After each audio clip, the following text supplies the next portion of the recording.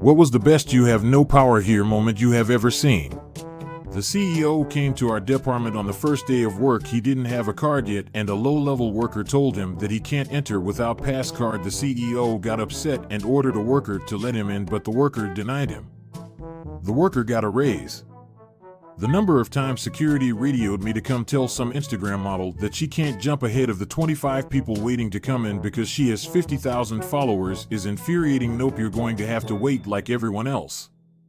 I worked at a grocery store for 5 years putting up with crazy customers and their awful attitudes. At the end of my tenure, our store was set to be closed, and for the last month, the store was sold to a liquidation company, meaning we were no longer under our parent company's umbrella and were no longer concerned with retaining customer loyalty. I got to tell customers no and respond with every bit of sarcasm and disdain to every Karen I encountered for 1 month until the store officially closed. Good for the worker. It is good to know that Karens are getting what they finally deserve. Ha ha ha, respect to the grocery worker for standing up for themselves. Girl came into my apartment to hang out with my roommate. Demanded that I turn off the football game I was watching so we could focus on her. I literally said to her, "Who the hell do you think you are?" and kept watching the game. She yelled at me and stormed out. Thankfully, me and my roommate never saw her again. I had a rough childhood with a drug addict father. My mom struggled to make ends meet, and my first job was paying for the mortgage. After several months of working, again at my first job, I finally had some money to spend on myself and decided to get a computer and a decent internet connection. At the time, the best internet I could buy as part of a dish combo package. I bought a dish and brought it home to install on the house. During this time, my dad was still living at home with us, but he was hardly there, and my parents had all but separated at that point. My dad promptly asked me what I was doing putting a dish on his house. I let him know that I pay the mortgage now and I make the decisions on what we do with the house. My ex was a narcissist, and I had learned to basically walk on eggshells in our relationship to try to keep the peace. We had 2 kids, and I was a stay-at-home dad who did more than 90% of the parenting.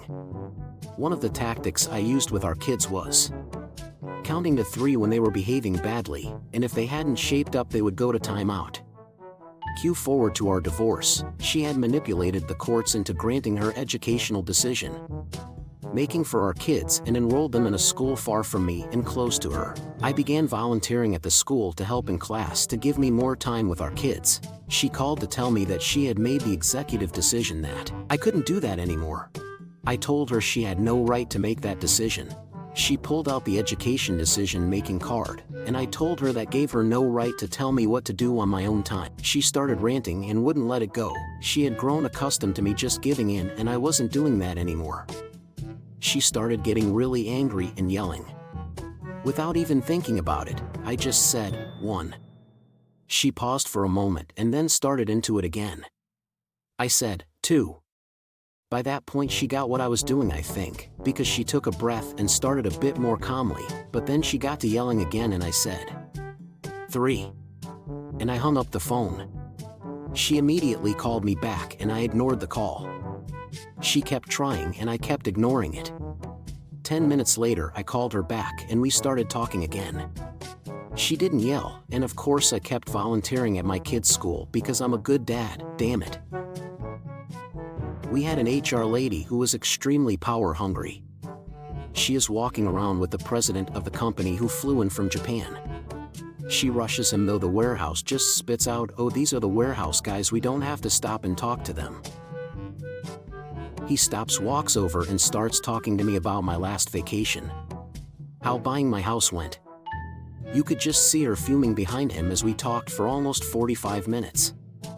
I've had multiple meetings with him, we knew each other really well. I don't think he liked her and drug it out on purpose, but I was thrilled to see her just standing there bored as hell. The guy that I'd gone on a few dates with introduced me to his parents. Things went well, or so I thought. He drives me home, we end up talking and drinking a few beers. I didn't want him on the road with any alcohol in his system. And I enjoyed his company, so we end up hanging out until 3 a.m. His mom starts blowing up his phone, demanding that he comes home, so he drives himself home to find that he's been locked out of his house. His mom said that he can sleep outside.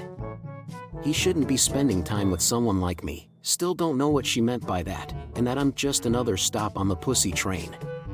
He tells her not to talk about me like that, to which she says, when you're under my roof, I'll say whatever I want about whoever I want. So he picks up his phone, calls me, asks if he can stay at my place for a little while. It's been 7 years, we're engaged, have a dog, a cat, and a happy life. I also plan on throwing some subtle train themes into the wedding/celebration after the end of the plague. Thanks a lot for watching to the end. It truly means a lot to me. Make sure to like and subscribe for weekly content.